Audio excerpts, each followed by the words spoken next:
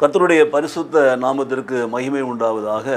கிறிஸ்துவுக்குள் மிகவும் பிரியமான சகோதர சகோதரிகளே, அதிகாலை வேளையிலே ஆண்டவருடைய சமூகத்திலே கூடி வந்திருக்கிற நாம் ஆண்டவருடைய வார்த்தைகளை தியானிப்போமா?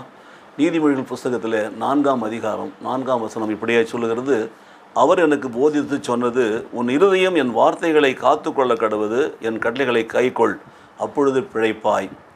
பிழைப்பதற்கான வழிகளை இந்த வேத வார்த்தை நமக்கு சொல்லுகிறது. பாருங்கள், நம்முடைய இருதயமானது தேவனுடைய வார்த்தைகளை காத்து கொள்ள வேண்டும். ரெண்டாவது, கட்டளைகளை கை கொள்ள வேண்டும். 2 காரியங்களை செய்கிற பொழுது நாம் பிழைப்போம் என்று சொல்லப்பட்டிருக்கிறது. ஆகவே காத்து கொள்வோம், கை கொள்ளுவோம், பிழைப்போம். ஆங்கிலத்தில் பாருங்கள், he also taught me and said to me, let your hearts retain my words, keep my commands and live. நீ வாழ்வதற்கான வழியை கர்த்தர் கொடுக்கிறார். பார்த்தீங்களா?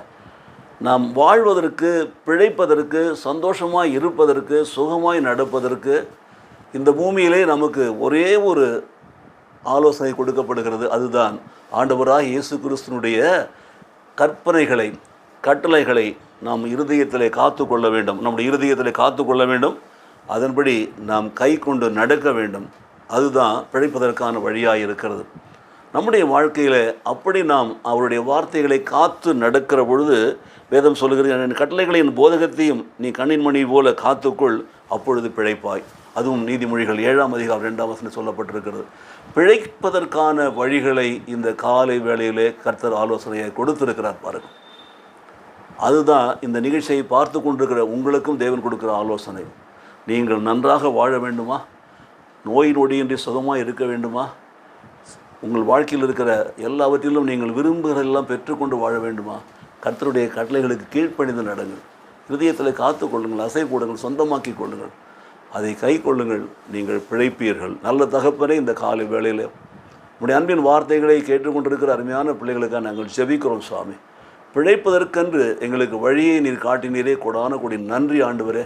எங்களுடைய இருதயமானது உம்முடைய கட்டளைகளையும் கற்பனைகளையும் காத்து கொண்டு எங்கள் ஆண்டவரே நடக்கையிலே அவளை கை கொண்டு நாங்கள் நடக்கிற பொழுது தேவன் எங்களை பிழைக்க வைக்கிறீர், எங்களை பாதுகாக்கிறீர், எங்களை வாழ வைக்கிறீர், எங்களை மேன்மைப்படுத்துகிறீர், எங்களை உயர்த்துகிறீர். அதற்காக உங்களுக்கு கொடான கொடி ஸ்தோத்திரங்களை நாங்கள் செலுத்துகிறோம். சுவாமி, இந்த நிகழ்ச்சியை பார்த்து கொண்டிருக்கிற, கேட்டுக்கொண்டிருக்கிற மக்களையும் கூட ஆண்டவரே உங்களுடைய சத்தியத்திலே நடத்துவீராக. அவர்களுக்கும் நீர் இவைகளையே போதித்து சொன்னதற்காக கொடான கொடி ஸ்தோத்திரம். அவருடைய இருதயமும் கட்டளைகளை கை கொண்டு ஆண்டவரே அதன்படி வாழ்ந்து அவர்கள் பிழைக்க வேண்டும் என்று நாங்கள் ஜெபிக்கிறோம். இயேசு கிறிஸ்து நாமத்திலே பிதாவே, ஆமென், ஆமென்.